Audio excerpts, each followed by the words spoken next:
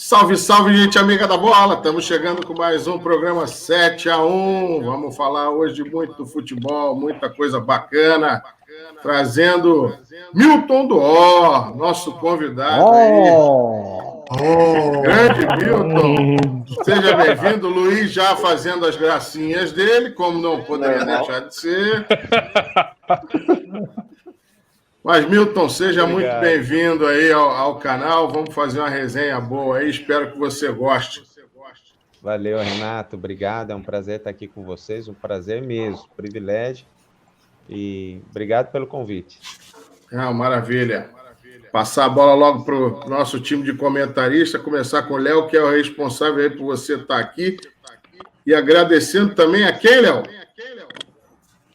O Edson Baiano, grande Edson Baiano. Grande Baiano. Aí com Milton. Grande Edson Baiano, grande figura. Grande Edson. Milton, seja muito bem-vindo seguidores. Obrigado. Eu queria agradecer aí a presença, a honra da sua participação aí no canal 7-1. E vamos começar, né? Eu queria que você fizesse aí falasse um pouco do início da sua carreira, né? Você teve uma influência aí familiar, né? Digamos assim, para influenciar a sua carreira no futebol. Conta aí pra gente como é que foi essa história. Então, Léo, Gustavo, Vitor, Renato, Luiz Fernando e todos que nos acompanham. Eu comecei... Meu pai era jogador de futebol, né? Jogador profissional de futebol. Quando ele jogava no Operário de Ponta Grossa, eu vinha nascer em Ponta Grossa. Meus pais se conheceram dentro do contexto futebolístico, né? No estádio de futebol. Minha mãe estava no estádio e acabou conhecendo meu pai. Meu irmão mais velho também foi jogador de futebol. Hoje é treinador, assim como meu pai também foi. Então a influência, ela realmente foi muito grande. As pessoas falam, pô, você escolheu latente, né? Futebolista. Bastante. As pessoas às vezes falam, pô, você escolheu ser jogador de futebol. Eu paro para pensar, eu não sei se eu escolhi, viu? Sinceramente, eu acho que eu fui meio obrigado a me tornar jogador de futebol. Mas, assim, não me arrependo, porque logo aos 9 anos, né, meus pais investiram muito, assim, na minha carreira, dando muito apoio. Com 9 anos de idade, foi a primeira saída que eu tive de casa para jogar. Eu fui jogar futsal em outra cidade e ali que eu percebi um pouco como é que iria funcionar esse mundo. Né, um mundo cheio de dificuldades, as facilidades que talvez eu enxergava na TV, é claro que eram muito menores do que é hoje, né? Na minha época, algo que trabalhava muito a favor, que a gente não sabia o que os atletas possuíam, então a referência que eles tinham era somente por aquilo que eles faziam dentro de campo, né? E não por aquilo que eles possuíam fora de campo. Então isso me ajudou muito, né? Vem do oeste do Paraná. A cidade, apesar de ter nascido em Ponta Grossa aqui, que é pertinho de Curitiba, 1 hora de Curitiba, eu fui criado em Marechal Cândido Rondon, lá no oeste. Sim, ali fui galgando minha carreira, sempre através do futsal, até que 13 anos de idade eu entrei no Paraná Clube. E daí trabalhei toda a base até me formar como profissional. Opa, aqui a gente vai seguir uma linha nada linear, tá? Nessa entrevista, ele começou com o início da sua carreira. E você, um pouquinho antes, né, da gente iniciar esse bate-papo, você estava comentando como a pandemia fez você despertar, até como empreendedor, né, buscando outras alternativas para a sua vida, para a sua carreira.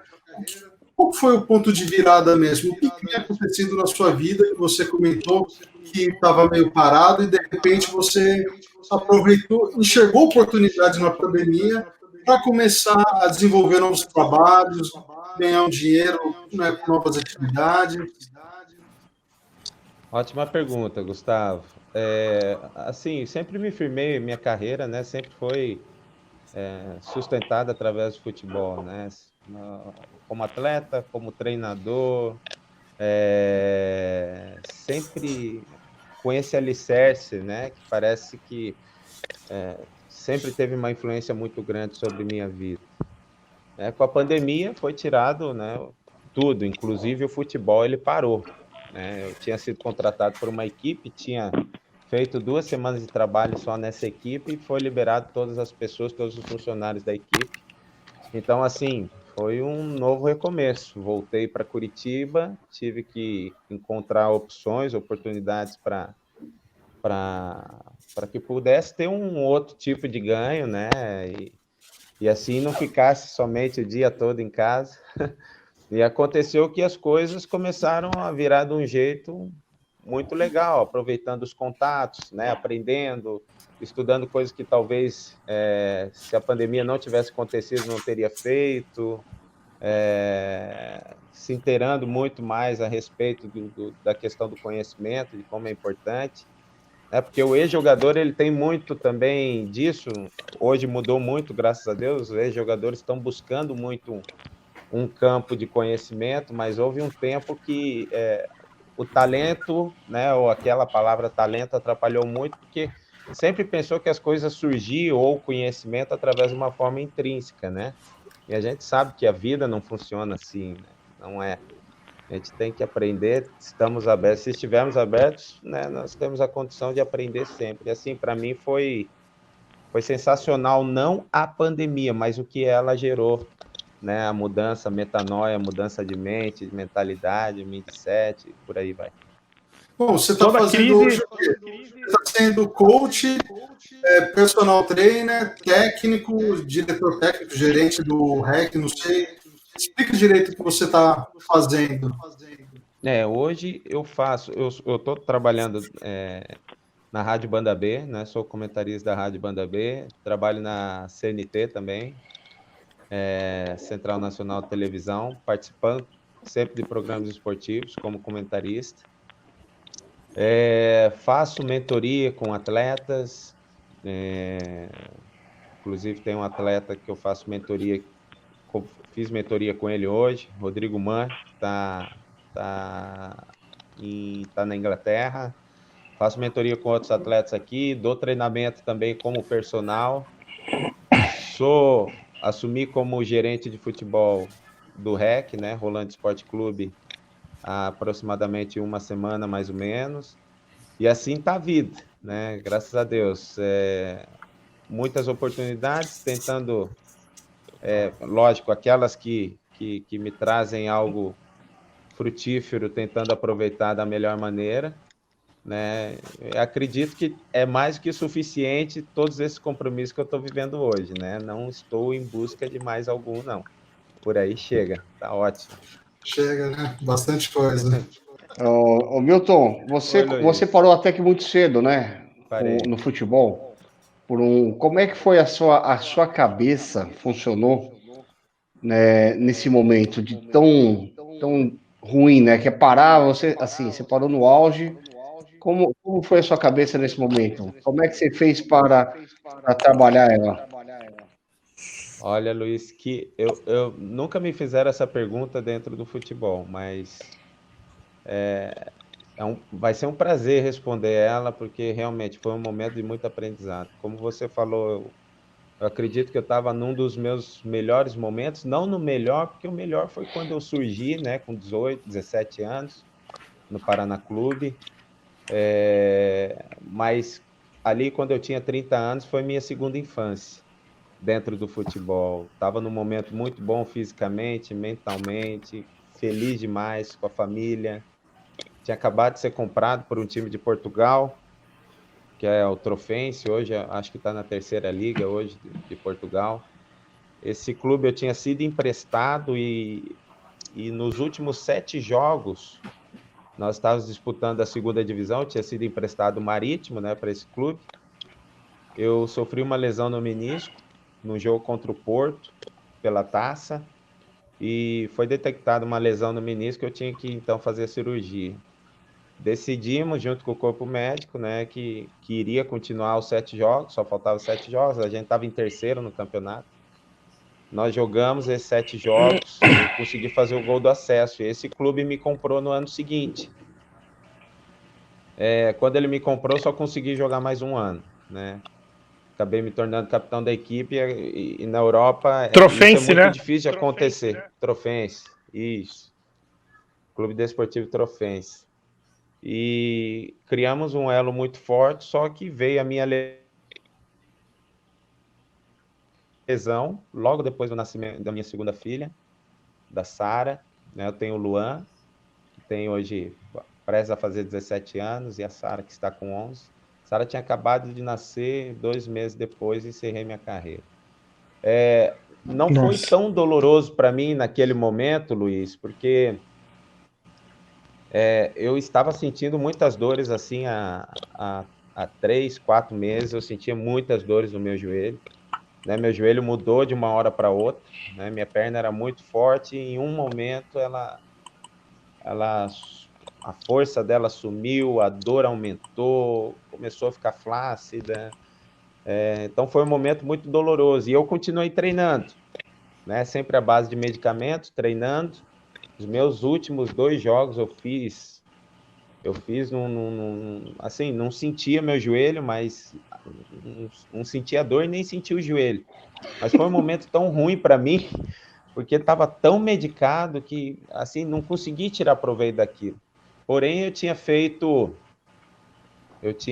uma... Eu falei para mim mesmo que eu não iria sair de campo, eu não iria decidir parar, né? Até num dia muito chuvoso, o médico entrou em campo, eu estava treinando, ele acabou me chamando no campo, acho que eu mancava muito, né? Ele acabou falando, poxa, Milton, você vai querer jogar até quando? Até os 60?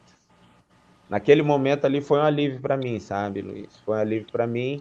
Eu já tinha feito ali 3 cirurgias, né, no joelho e não funcionaram, não melhoraram o meu joelho. Então ali eu vi que realmente tinha que parar, que não tinha outra solução e que a vida continuava, né? Comecei logo a estudar para ser treinador e a vida se seguiu, mas realmente dentro da mente da gente ficou muito antes de eu parar, ficou aquele pensamento, né? O que eu vou fazer, o que eu vou fazer. Mas na hora da parada foi um alívio por conta da dor que eu sentia no joelho. Ô Milton, desculpa, só vou fazer uma outra pergunta, porque o outro cabeludo aí que faz parte do programa atrapalhou. Você estava falando da questão de se tornar técnico, desculpa, de se tornar capitão do time. Aí ele te cortou e você não acabou essa explicação. A importância de... Pois é, na Europa é muito difícil, né, você se tornar o capitão de uma equipe, né? E eu tinha acabado de ser comprado pelo Trofense. Quando eu chego nesse clube, tinha um jogador lá que já era 5 anos, fazia parte do clube, artilheiro do clube, era o capitão. Então, o capitão lá é definido pelo tempo de casa, né? Pela quantidade de jogos e tudo mais. E logo no segundo ano, eu acabei me tornando capitão dessa equipe. Foi feita uma reunião, né? Diretoria, o treinador. E ali eles me deram essa faixa de capitão, que eu não sabia a significância que ela tinha, não sabia o real significado daquilo, até aquele momento que teve a reunião e foi me entregue. Ali eu vi que muitas coisas na minha vida, principalmente esportiva, com relação a caráter de como eu deveria ser um exemplo, não só para os meus companheiros, mas muito mais para a sociedade, era importante e vital para a imagem daquilo que para ele significava, né, a capitania. Então ali eu aprendi muito, muito bem sobre isso, Luiz. Legal. Boa. Legal. Vitor. Milton, se eu não estiver falando besteira, né, eu li que você saiu do país para viver, né, futebol na Europa, em outros países, com 16 anos, né? E, assim, a gente conversou com algumas pessoas aqui no canal já, que relataram pra gente, assim, com mais idade que isso, quando saiu do país, de passar muitos perrengues, de não saber como é que vai ser, num lugar totalmente novo. Eu queria saber, assim, como que foi para você com essa idade, se foi mais difícil ou mais fácil se você fosse mais velho, como foi esse período, assim, tão novo, indo viver novas experiências em outros lugares tão longe? Oh, legal, Vitor. Assim, para mim foi bem difícil. No começo, claro, tudo é novidade, só colocar o carregador aqui. No começo, claro, tudo é novidade, tudo é mil maravilhas. né, eu estava no Paraná ainda e recebi essa oportunidade de ir para o Olympique de Marselha. Só tinha escutado o que era o clube, né, mas não sabia, lógico, presencialmente, mas nem imaginava a grandeza que era aquilo lá. Quando eu chego lá, sou surpreendido por toda a estrutura, por tudo que há dentro do clube, que realmente era maravilhoso. Então, eu me deparo assim, depois vai passando o tempo, vai se criando uma rotina de extrema dificuldade, né? Onde não existia WhatsApp, não tinha internet, meus pais não tinham telefone em casa na época, e assim comecei a sofrer muito, porque eu vinha de lá uma vez a cada 6 meses, mesmo já tendo morado e tendo saído cedo de casa, foi muito difícil. Assim, estar Você foi lá sem sozinho? falar a língua. Fui sozinho. Eu fui sozinho. E daí sofri. Eu não falo isso como vítima, tá? Deixa eu só ver aqui, carregar meu telefone aqui, gente, que tá sem bateria. Tranquilo.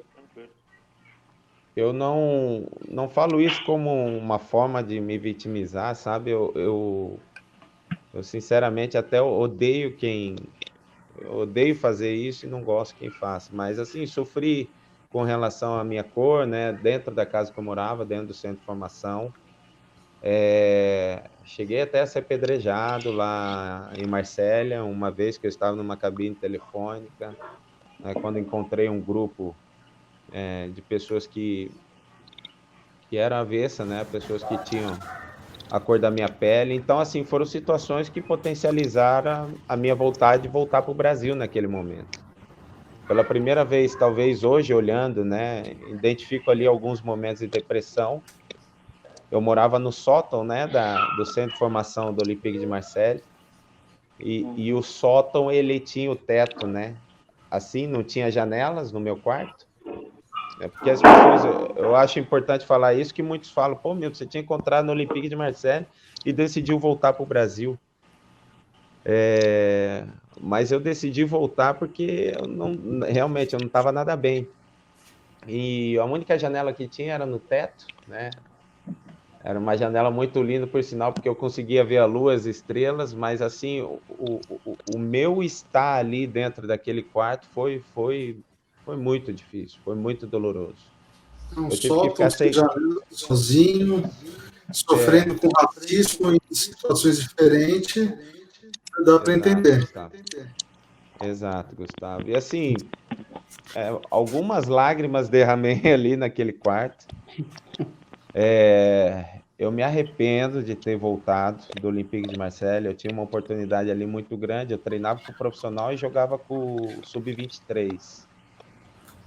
Treinava a semana toda com o profissional.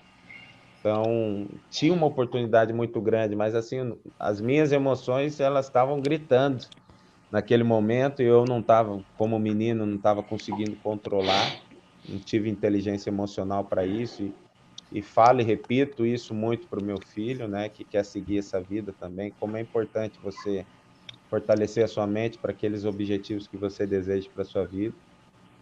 E acabou que num período de 1 ano e pouco, eu pedi para voltar para o Brasil, não aguentei ficar lá, não finalizei o meu contrato, e acabei voltando exatamente para o Paraná Clube.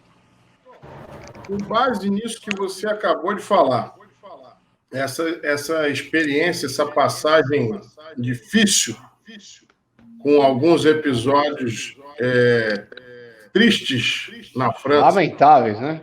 lamentáveis. Como é que você pega isso e trabalha na sua atividade atual? Fazendo a mentoria com seus jogadores, enfim, mostrando as dificuldades que eles possam vir a passar. Renato, principalmente com esse atleta que eu trabalho, que é o Rodrigo Mann, lá da Inglaterra, assim, me ajuda muito, me dá muita autoridade para falar as coisas que eu falo para ele. Porque eu vejo que nele também é uma sensação. Na verdade, não fui eu que criei isso que eu vou falar. Eu, assistindo um filme, eu vi um professor falando isso. E eu falei, poxa, eu também me sinto assim, que é o quê? Através de um outro ser humano, né, você ajudando ele não cometer os teus erros, como faz com que você também se sinta bem e por um momento parece até que você volta no tempo e não está cometendo aqueles erros que você cometeu. Eu acho isso fantástico, sabe? A relação interpessoal eu acho sensacional. Na verdade, eu não conseguiria viver sem pessoas ao meu lado. Entendo muito bem que esse momento da pandemia deve ter gerado nas pessoas, né, que tiveram falta de contato, falta dessa humanização, digamos assim, né? Desse relacionamento pessoal com as pessoas. Muitas ficaram doentes. Eu entendo perfeitamente isso, porque é incrível como outro ser humano faz com que eu aprenda, com que eu evolua, com que até os erros que eu cometi no passado sejam não apagados, mas reescritos assim na minha história, sabe? Eu acho isso fantástico, Renato. Eu acredito que dessa forma que eu consigo, talvez, né, ou tento ajudar, né, esses meninos que eu trabalho. Porque tem menino de 12, de 13, de 15 anos que eu faço esse processo, alguns como coach, outros como mentoria mesmo. Né? O coach que é visando somente o objetivo, a meta, a mentoria que engloba mais a vida, os valores e tudo que o cara deseja para a sua vida também, mas a resposta não está só com ele, né? O coach já, a resposta é do cara, né? As perguntas que é do coach, mas a resposta sempre é dele. Então, eu acredito que dessa forma que eu não sei se eu consigo ajudar, mas o ajudado, na verdade, sou eu, mas me dá autoridade para fazê-lo. Você se tornou treinador, né? Agora, depois da carreira, você se preparou para isso. Mas, por exemplo, a gente sabe que tem muito jogador que vira treinador porque acabou a carreira e o cara não sabe o que fazer. E tem jogador que já desde cedo, o cara gosta disso, gosta dos treinamentos e pensa já em dar continuidade na carreira, mesmo que aos 40 anos, 50, enfim, de virar treinador. Quando que você decidiu que seria treinador e a partir daí como que você começou a prestar atenção nos treinamentos? Quem foi o seu melhor treinador? Em quem que você se espelha para se desenvolver profissionalmente como um técnico de futebol? Gustavo, eu decidi ser treinador quando eu tinha 16 anos de idade, no quarto da minha casa. Eu e meu irmão estávamos juntos nesse dia e eu cheguei e falei para ele, quando eu parar de jogar futebol, eu quero ser treinador de futebol.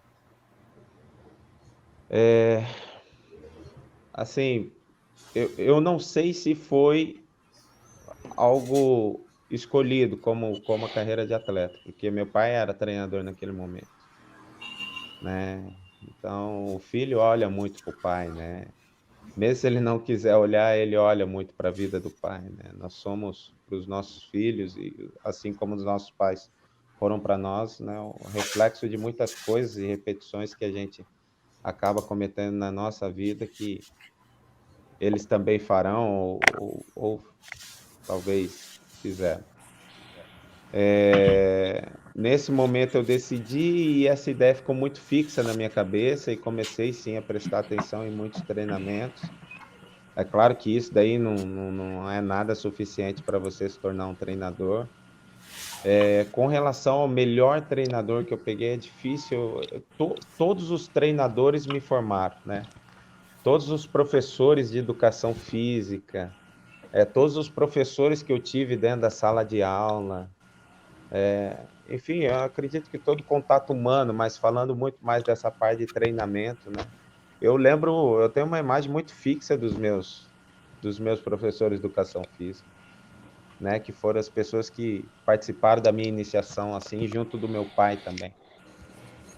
Até é fácil apontar, né, o melhor treinador para mim, que meu pai foi meu treinador, né? E a forma como ele me treinou, como ele me trabalhou, como ele me preparou, que não foi nada moleza para mim, né? Meu pai, tem momentos assim clássicos no nosso relacionamento. Por exemplo, o meu irmão na frente correndo, eu e meu pai dentro de um Fusca atrás dele, meu pai buzinando para o meu irmão ir mais rápido, assim. E não foi 1, 2 quadras, né? Foram 5 quilômetros. Ele com o Fusca atrás do meu irmão numa rodovia e meu irmão correndo. Então, a gente vai entendendo algumas loucuras que eu vou entendendo algumas loucuras que meu pai fez com relação à minha vida, que fez exprimir alguns resultados, né? Se não fosse por ele, realmente não teria acontecido. Mas a influência máxima, é claro, vem dele, né? Porque ele me criou. Porém, um treinador que eu tive mais de 50 treinadores de futebol. Né? Uau! Mais de 50. Aqui no Brasil é até fácil, né? Isso, né? Mas é. O treinador perdeu 3, já cai.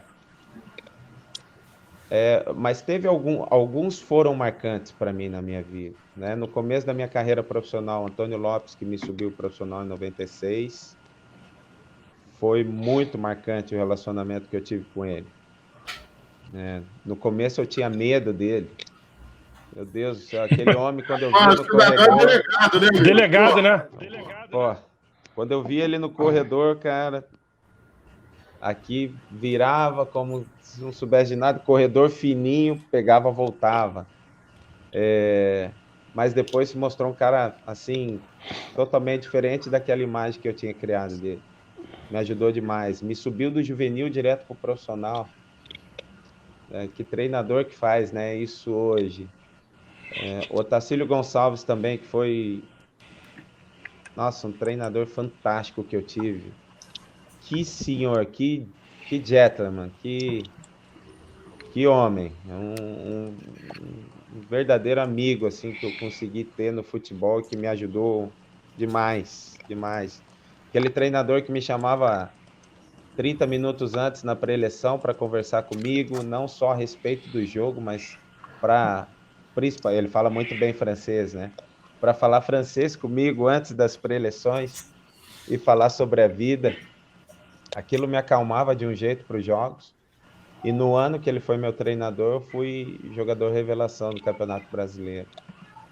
Vanderlei Luxemburgo, que me convocou para a Seleção Brasileira em 99, também me impactou muito a forma que ele... Assim, a novidade, né? O Vanderlei foi o primeiro treinador que eu vi usando data show comigo, né? Os bonequinhos ali na multimídia se mexendo, como num videogame. Isso em 1999. Em 99, o Luxemburgo estava no auge dele, né? Ele vinha de uma década perfeita e depois continuou ganhando algumas coisas. Nesse período, o que você aprendeu com ele? Por que ele era diferente?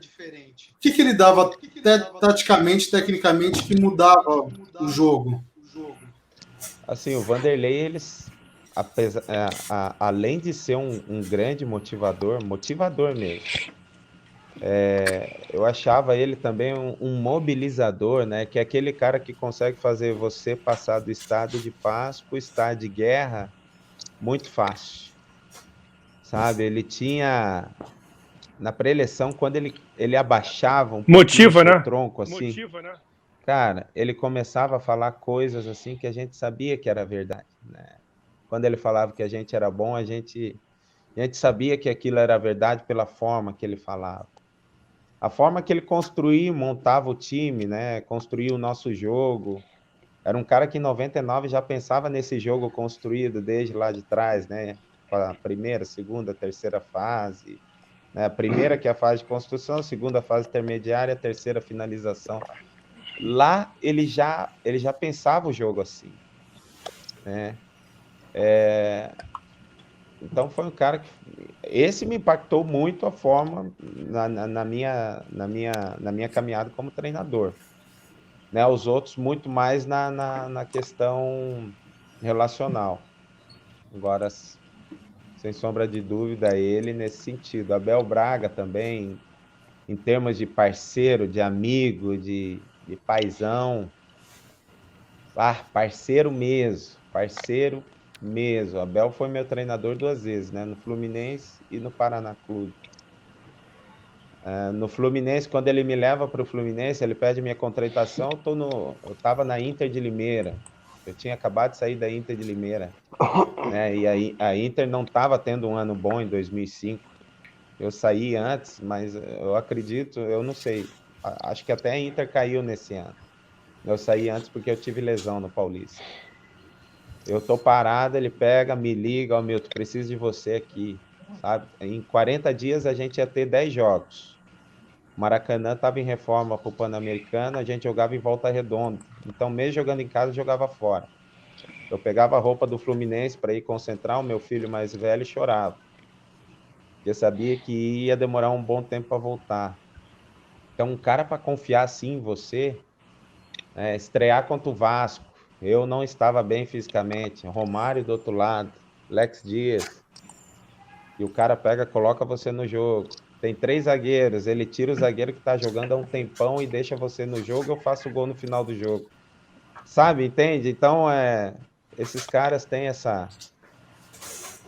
esse negócio que... Aproveitando o gancho, deixa eu fazer uma pergunta. Não, você chegou atrasado, não é sua vez, não. Pode esquecer. Olha os caras. Ô, Milton, deixa eu fazer uma pergunta. Você é sereno, você é calmo, mas o Milton do campo é assim? Ou é daquele que chega pegando já ali? Ah, não, né? Não sou. Não sou. Quem tá aqui em casa me conhece bem. Tem nada de calmo, não. As ações a gente até consegue forjar um pouquinho, né? Mas chama para bater uma pelada, você já vai conhecer bem quem é. Assim, Então quero você no meu time. Meu joelho tá muito ruim, senão eu jogava, viu, Gustavo? Mas não, mas o time do Gustavo é inofensivo. Café com leite. Não, mas você era do tipo que chegava junto, que xerifão mesmo, ou você não era um tipo mais pacato no jogo? Não, no jogo eu era calmo, tinha alguns colegas, né? Eu tiro isso pelos colegas. Para jogar era calmo, mas assim, eu jogava forte, né? Minha constituição não é alta para zagueiro, né? Eu tenho 1,80 m, tinha 1,82 m, né? Mas devido à cartilagem e à falta de menisco, deu uma baixada, né? Então hoje eu tô com 1,80 m. Então tinha que fazer um jogo muito duro, né? Um jogo muito forte, não tinha como.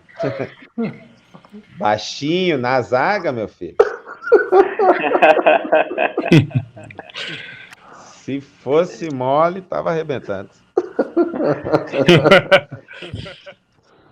Pode ir, Léo, agora. Opa, obrigado.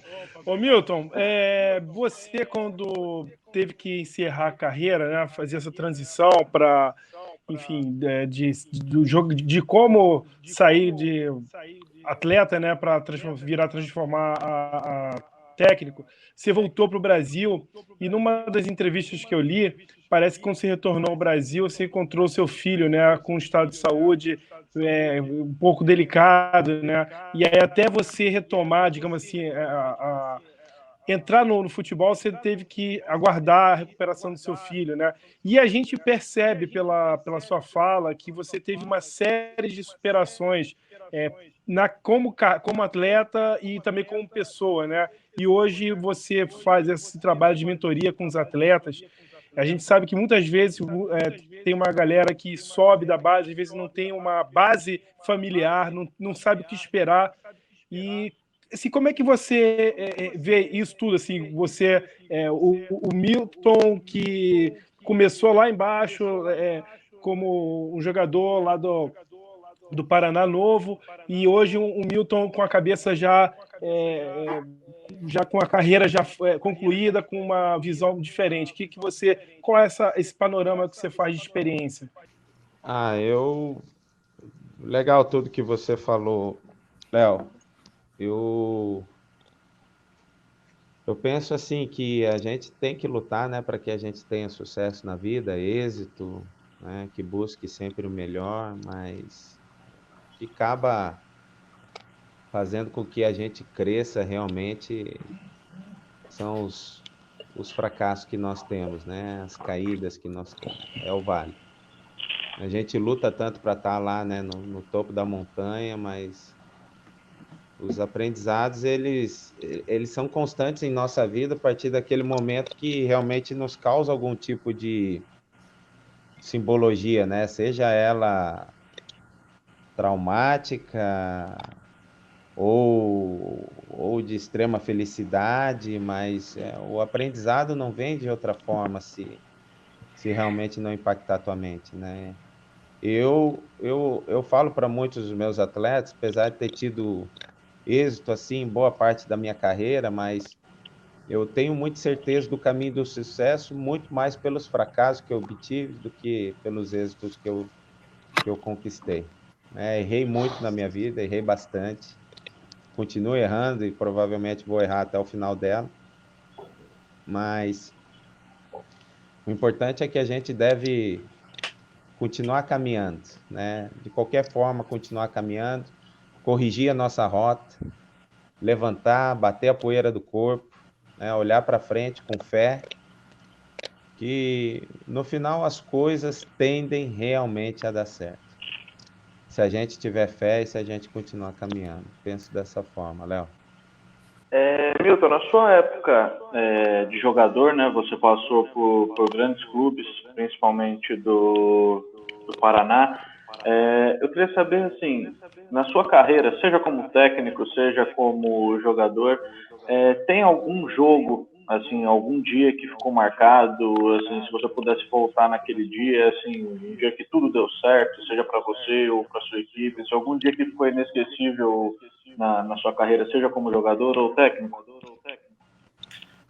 Tem a estreia no Fluminense, que ela foi muito especial,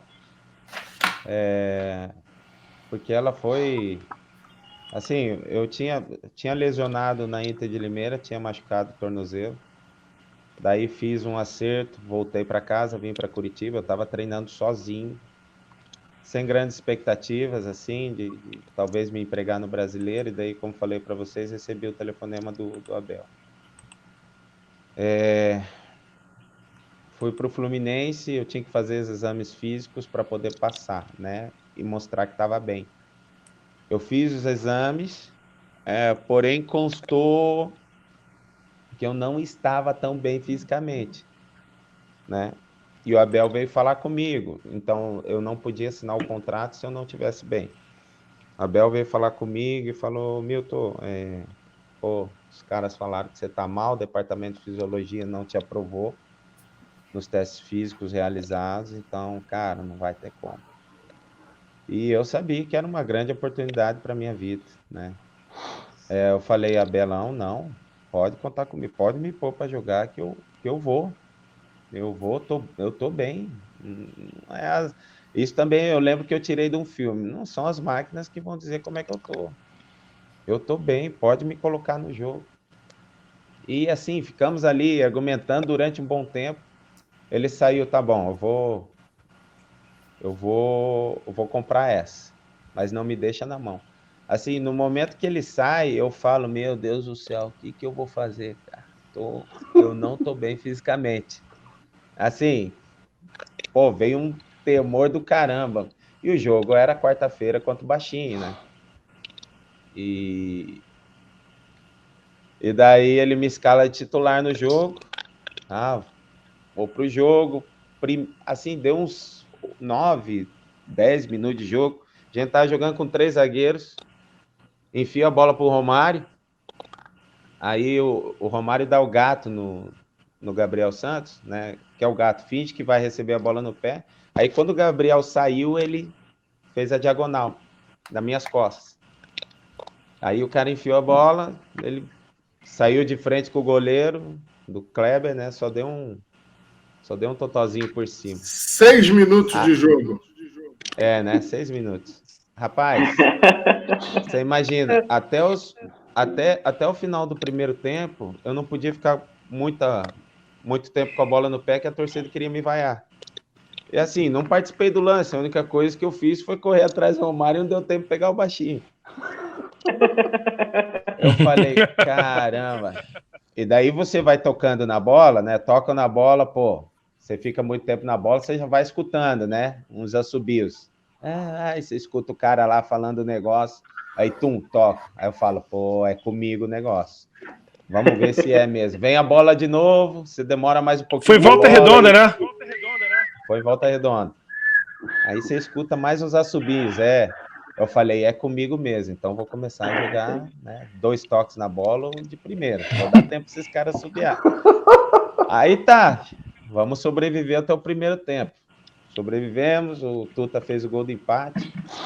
Aí no segundo tempo, o Vasco faz 2-1. O lateral esquerdo, o Diego, acho que era o nome. Aí nós empatamos com o Beto. No finalzinho eu fui para a área, né? E o Abel já tinha substituído todo mundo. Fui para a área, a bola sobra para mim assim. Cara, eu chuto e eu vejo ela oscilando e entrando bem na gaveta. Não tem nem força para sair comemorando. Porque dentro do jogo construiu uma história muito difícil, assim, né? E eu vim contratado para o lugar do Marcão, que era ídolo do Fluminense, é ídolo até hoje. Ele tinha ido para o Catar. Fui contratado para o lugar dele, né? Eu estava na Inter de Limeira, antes tinha passado por grandes clubes, mas o torcedor vai ver de onde você veio.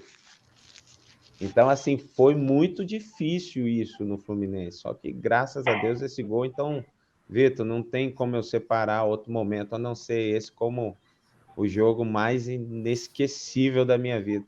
No outro dia, na minha apresentação, tinha 3 repórteres. No outro dia desse jogo do Vasco aí, rapaz, aí tinha um monte, o telefone não parava. Então, assim, futebol constrói coisas que são incríveis, né? Ô, Renato, Fala. pensando nessa vitória aí, que parte do Maracanã você lembra?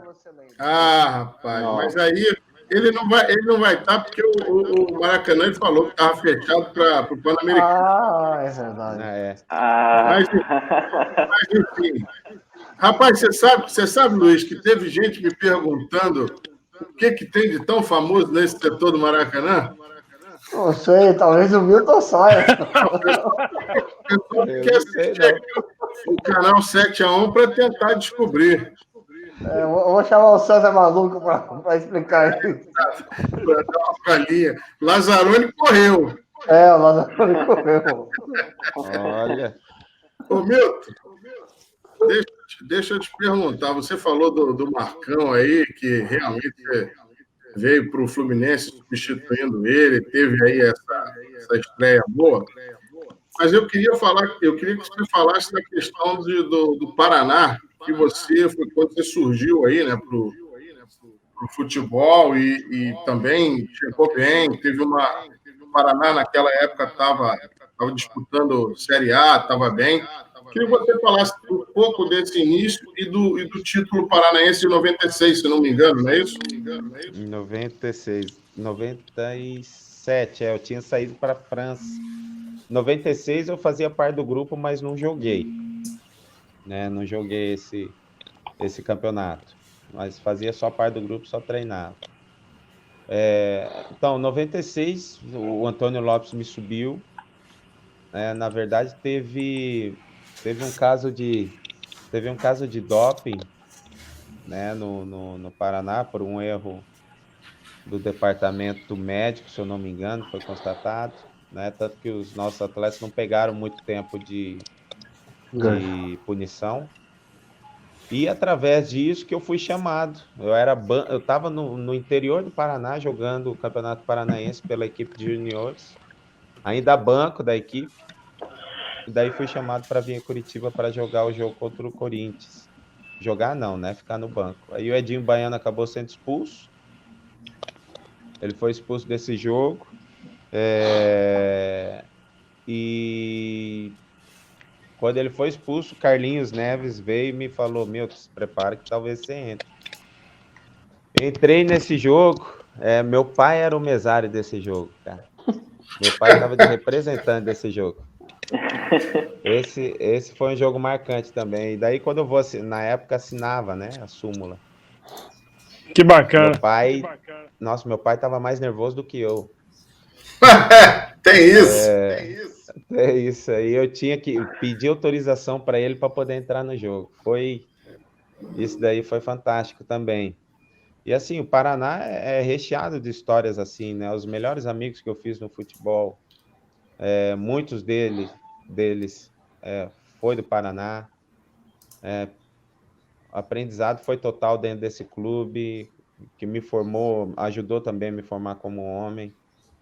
No Paraná que eu tive essa relação com a seleção brasileira, eu não fui convocado em outro time para a seleção brasileira. No Paraná eu fui convocado sub-15, sub-17, sub-20 e profissional dentro do clube. Então, assim, é uma relação muito especial que eu acabei formando com esse clube, né? Passei muito mais tempo ali que dentro da minha casa, vi grandes jogadores passando por ali, aprendendo com eles. Depois, numa segunda volta, né, onde meu filho tinha acabado de fazer uma cirurgia do cérebro, quando a gente volta de Portugal, que eu encerro a minha carreira, e ele passa ali um ano praticamente se recuperando, eu recebo convite do Paraná para estar entrando nas categorias de base como observador técnico. Então, assim, foi um clube que me abriu as portas, né, escancarou as portas para mim. Então, não tem como não ter, né, um relacionamento diferente com esse clube. Sou muito grato ao Paraná pela história que ele permitiu, né, que eu construísse lá dentro, Renato. Boa. Vai, Gustavo Roda, começando a nossa rodada final aí. Isso. Milton, cara, vamos dar um pouco de risada. Qual que é a melhor história da sua carreira? Você era um cara prontão, que era o maior sacana que você já jogou junto? Conta uma história de bastidores aí, a mais engraçada ou curiosa que você tenha experimentado aí.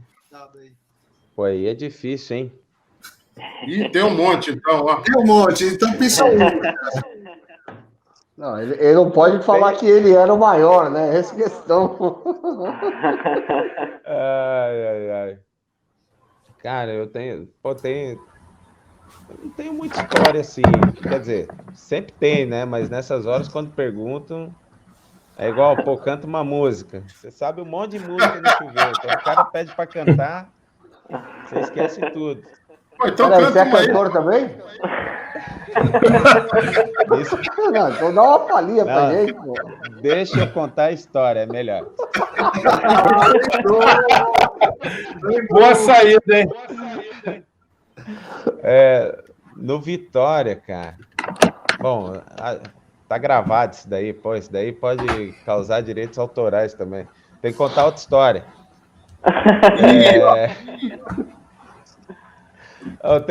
Teve um clube que eu fui jogar e o Campeonato Brasileiro, cara. Esse não tem, pô, vou ter que falar o nome dos caras. Velho, é difícil contar a história, hein? Hoje em dia os caras vão meter processo em mim aí e vão me tirar dinheiro, pô. Quanto milagre, mas não conta o santo, rapaz. É difícil contar que não sem tem citar como. nome. Pois é a briga de um jogador, e o que faz essa história ser relevante é o jogador e o treinador que brigaram, cara. Pô, são conhecidos aí no Rio os caras, hein? Rio, São Paulo. Não foi no Fluminense. Não. Poxa, é difícil, cara. Não vem nenhuma história assim. Quando você foi chamado para a seleção em 99, chegou lá cheio de craque na seleção lá, não rolava uns trotes, umas coisas assim na concentração? Olha, não, ali não rolava muito assim, mas eu lembro que muitos meninos foram convocados nessa época, né? Porque o Vanderlei queria preparar a equipe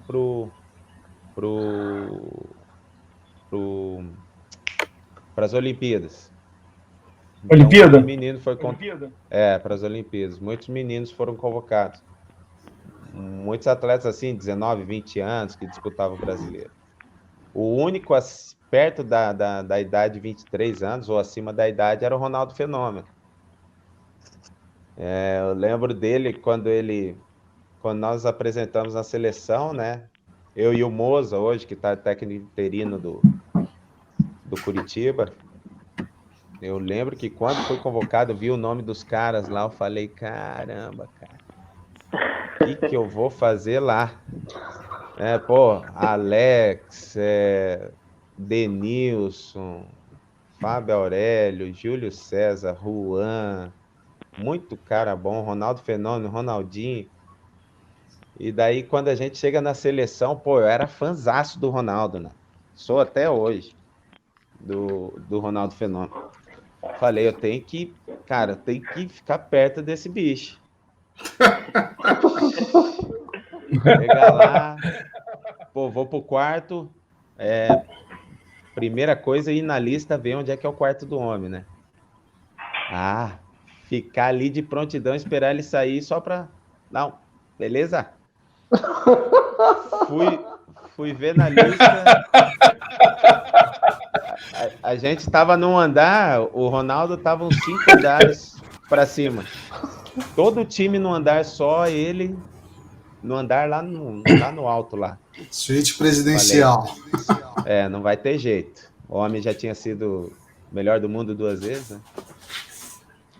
Aí eu lembro a primeira vez que eu vi ele foi quando a gente já tava no ônibus, quase todo mundo dentro do ônibus. De repente veio assim, mais um monte de repórteres, cara. Eu nunca vi, e só vi assim as câmeras levantadas, tirando foto. Não dava para ver quem tava no meio, né? Daí quando vai chegando perto do ônibus assim, eu vejo que é ele. Aí ele entra no ônibus, cumprimenta um por um. Até segura a mão dele um pouco mais assim, né? E aquela expectativa de menino vendo o craque. Ele senta na diagonal, tô eu e o Moza sentado, ele senta na diagonal e abre uma revista para ler, cara. Na época, a revista Caras. Eu lembro, eu falei pro Moza, ele lê Caras, cara. Então, assim, eu lembro que isso daí impactou muito a minha vida. Não tenho vontade de falar, não. Tem coisa melhor para ver, não, pô? Cara, foi demais, viu? Foi a realização de um sonho, assim. Foi a realização de um sonho, ver o fenômeno de perto. Ô, Milton, mas você não treinava, você não era reserva, ele era titular do outro time? Não marcava o bicho, não? Graças a Deus, o Vanderlei, ele era muito... Ele já tinha uns trabalhos diferentes para a época, o Vanderlei. Eu lembro um dia que ele fez lá um trabalho de marcação individual, cara, e foi falando os nomes, né? Nós vamos fazer um trabalho hoje, era um trabalho alemão, que cada um ia pegar um e ia até a morte do treino, né? E eu, rapaz, eu lembro eu orando aí nesse dia aí. Eu lembro ele falando os nomes assim, eu, não, Ronaldo não.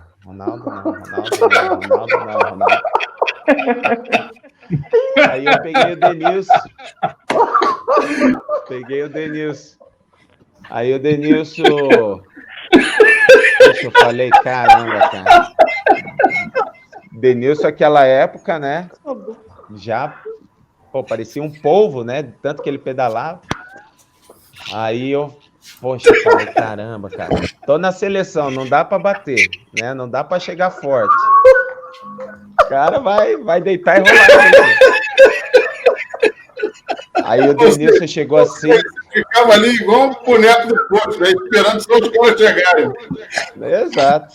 Aí o Denilson falou assim pra mim, não, Milton, vamos devagar, cara. Vamos devagar que eu tô com uma dorzinha aqui na perna. Eu falei, fechado. Quando você quiser que eu pare de correr, fala. Nesse dia, Nesse dia, o Ronaldo acho que foi o terceiro ou quarto treino nosso.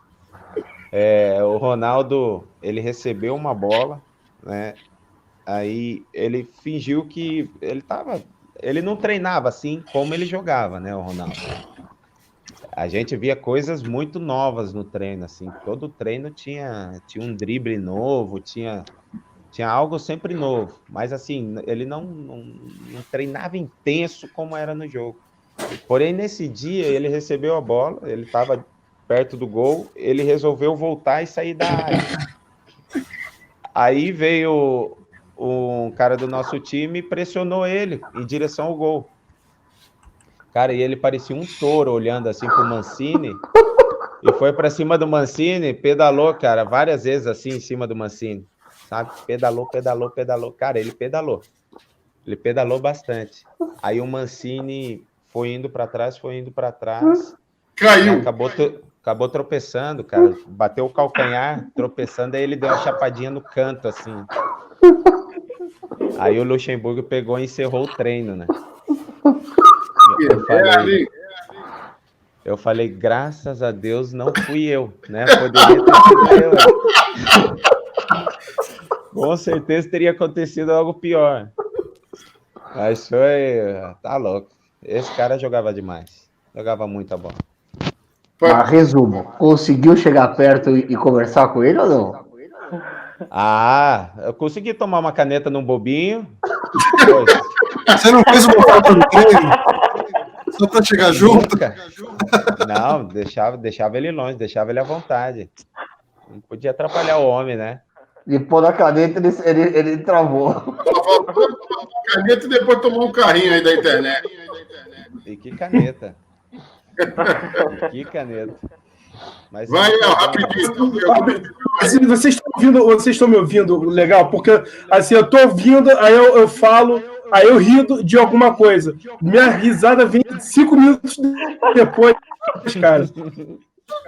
Parece aquele cara que você entende a piada por último, entendeu? Ô, Léo, você já voltou do status ou você ainda tá devolvendo? Meu Deus. Eu tô achando que tá alguém rindo.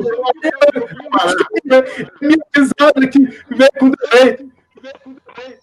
Mano, o Léo tá com 20 minutos de atraso, não tô entendendo nada que ele tá falando. Tá muito louco. Você vai fazer a pergunta? Desculpa aí, Milton, porque realmente tá muito. Léo, cara. Pô, tá parecendo o Léo Gago falando, hein?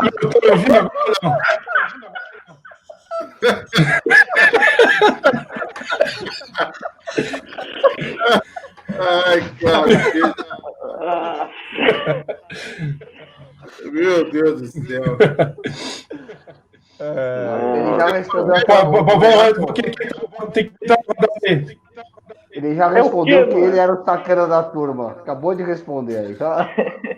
Dá carrinho no Léo, vai evitar. Vai lá, porque o Léo tem que ajeitar aí a rede dele. Sou eu, então?